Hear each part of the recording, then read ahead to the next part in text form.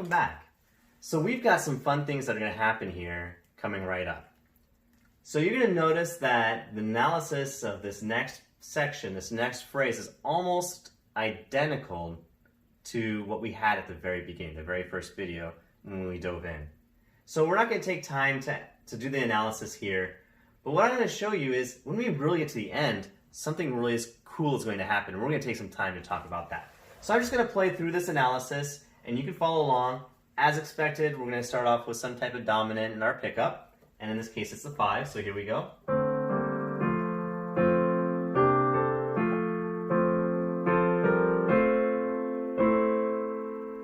Alright, so our 3, our transition to 3, but something new is we get our passing tone, which is going to happen in the bass, so we've got,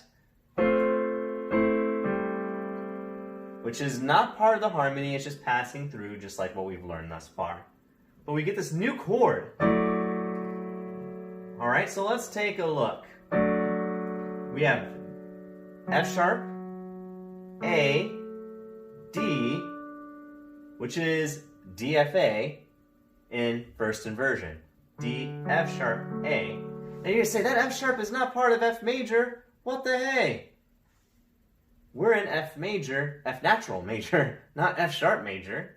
So how did that get in there? And this is really where this is kind of preemptive to conversations we're going to have about minor keys and preemptive to conversations that we're going to have about the circle of fifths.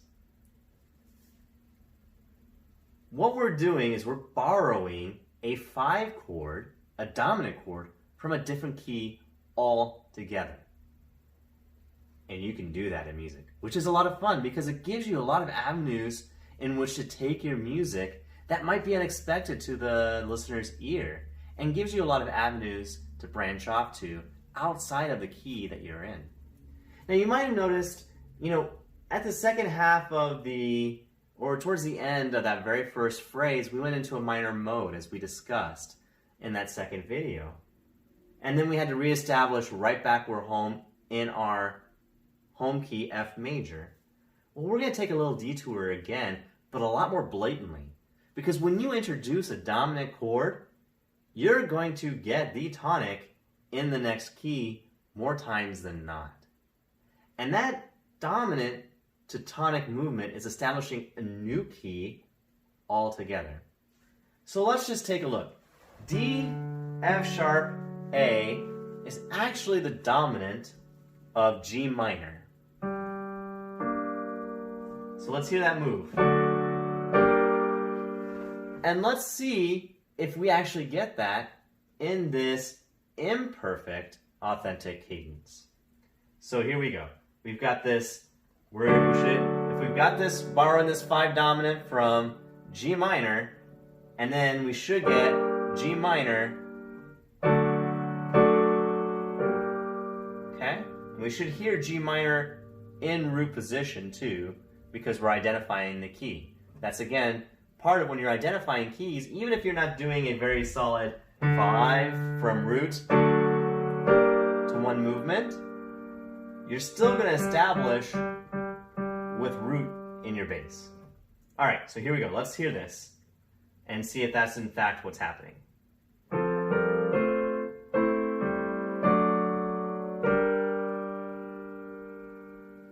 And that's exactly what just happened. We went to G minor, G, B flat, D in the very next note. Now you might say, well, we haven't talked about imperfect authentic cadences. And the only reason why we haven't talked about imperfect authentic cadences is because it's pretty much the same as a perfect authentic cadence, except that you're not going from root to root. You're going from an inversion to an inversion or an inversion to a root from dominant to tonic. It's the exact same 5-1 motion, except that you're not going from, say, C, F, this 5-1 movement. You're doing it in an inversion, which is what we're exactly seeing here. We're going from a 5 in first inversion to the 1 chord, which we call it an IAC, or an imperfect authentic cadence. So we've got this nice borrowing and removing keys. Now, incidentally, G minor has 2 flats. And so as you look at the circle of fifths when we get to that video, you're going to see that that's actually the very next key that we can go to when we're moving around in the circle of fifths. So this is a very expected move if you're going to take it that way. We'd expect to go here. We wouldn't expect to go to a completely different key that are multiple flats away, say like E flat major. That would be exceptionally unexpected and not the direction that you'd take in tonal harmony. All right, so we've got a chance to take a look at, we're in a new key altogether. And you're gonna see how I've notated. I have 5, 6, or 5 in first inversion in parentheses, and technically I have 2, because that's the 2 chord in our F major, but I have the 1, or tonic in G minor, in parentheses, because that's really the key that we're in. It's really not a 2 chord at this point. We're talking about a tonic. And so we stay in G minor in the next phrase, but we can't end a piece in a different key, not in tonal harmony. And we're almost out of room for melody. We're almost out of song. So we've got to do something in music to reestablish, hey, we're in F major, we're going to end in F major. And what you're going to see and what you should expect is a very strong 5-1, 5-1 progression to reestablish. And you're not going to see, not in the dominant, not in the tonic, any variation from the root position. You're going to want to keep this solid. I'm in F major, I'm in F major, I really am in F major. That type of motion for our ears to reestablish that, hey, we're in our home key in F major. We're not in this G minor key. We need to reestablish that we're back in F major here.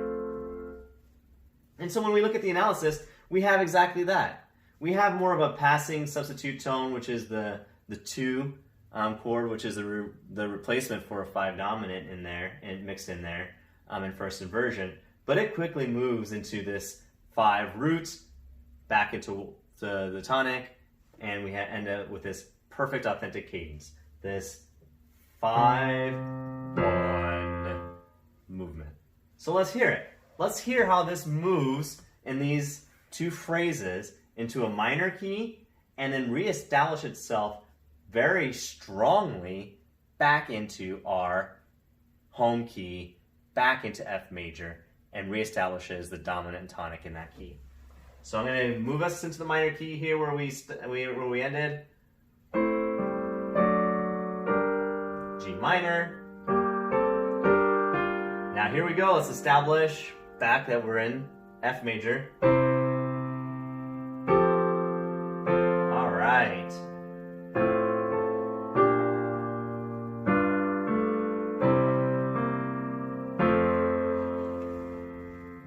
Okay, and now we're back 5-1, substitute for our dominant, back to 5, back to 1, 5-1, 5-1.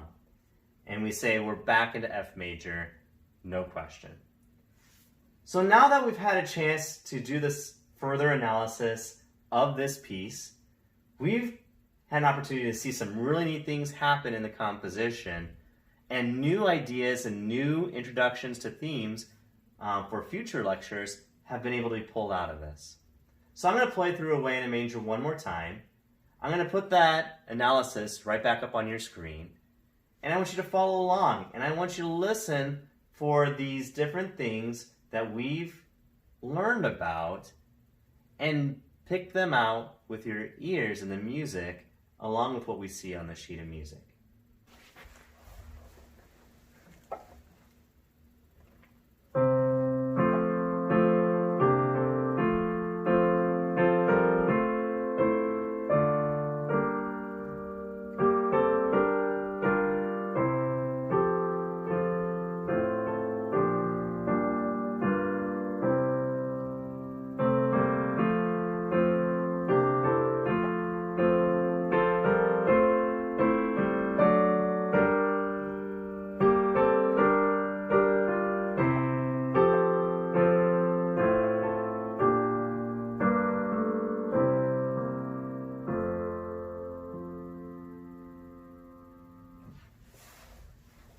All right. With that new understanding, I hope you were able to pick out the different things that were happening in this piece of music that you didn't appreciate or understand when you first heard, or as you've sung even, the piece Away in a Manger. The last piece that I'm going to pull out of this video for your consumption is how much we stay in this tonic and dominant relationship throughout the entire piece. And if you were to count how many times we were in tonic, regardless of the key, we've got 1, 2, 3, 4, 5, 6, 7, 8. So 8 of the primary harmonies came from just simply tonic. And let's see for dominant with its substitutions.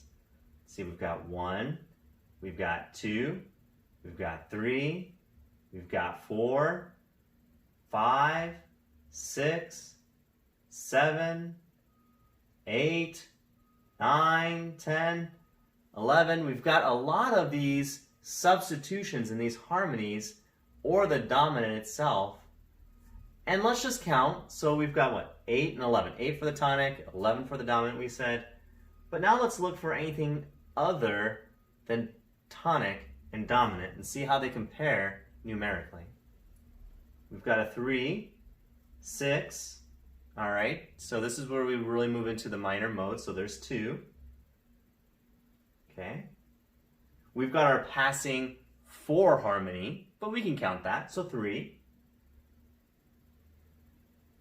We have a repeat of our 3 chords, so 4. Wow. Only 4. Pretty impressive. All right. Well, I look forward to seeing you on the next video where we talk about the circle of fifths, and then we'll move on to minor keys. Yay! All right. I'll see you then.